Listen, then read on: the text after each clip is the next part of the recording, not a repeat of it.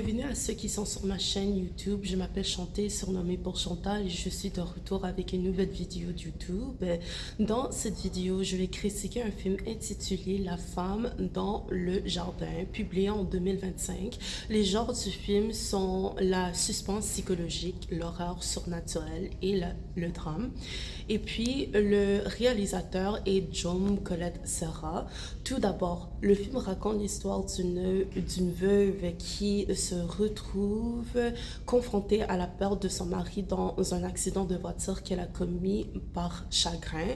Prise sur elle-même, elle s'est réfugiée tout en s'occupant intensément de ses deux enfants, Taylor et Annie, jusqu'au jour où une mystérieuse femme vêtue de noir apparaît dans le jardin et déclare «C'est aujourd'hui le grand jour». De là, la femme se révèle être une manifestation physique de la psyché de Ramona.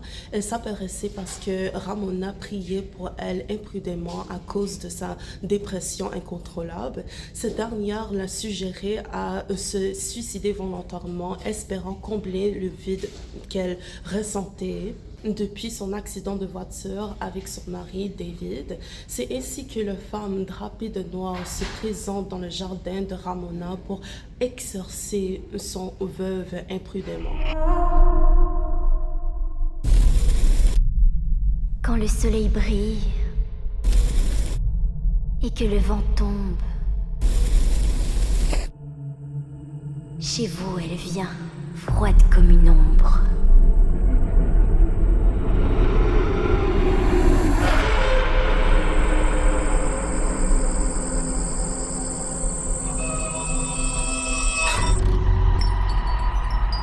Son voile noir toujours l'enserre.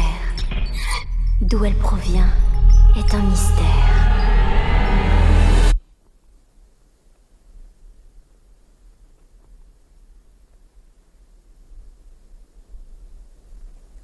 C'est aujourd'hui.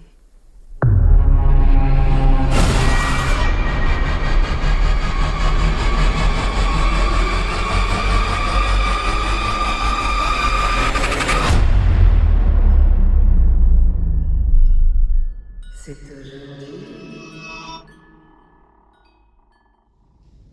Passons maintenant à la mise en scène. Les images étaient centrées sur une ferme éloignée des centres urbains, évoquant immédiatement une maison familiale. La décoration intérieure apporte une atmosphère décontractée et réconfortante au public.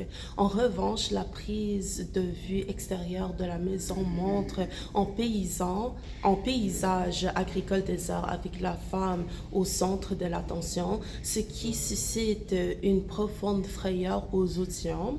Cela dit, la femme dans le jardin était dépeinte comme suprême, invincible, et non seulement elle était une antagoniste, mais elle s'est révélée être une antagoniste du protagoniste qui était à l'origine de tout.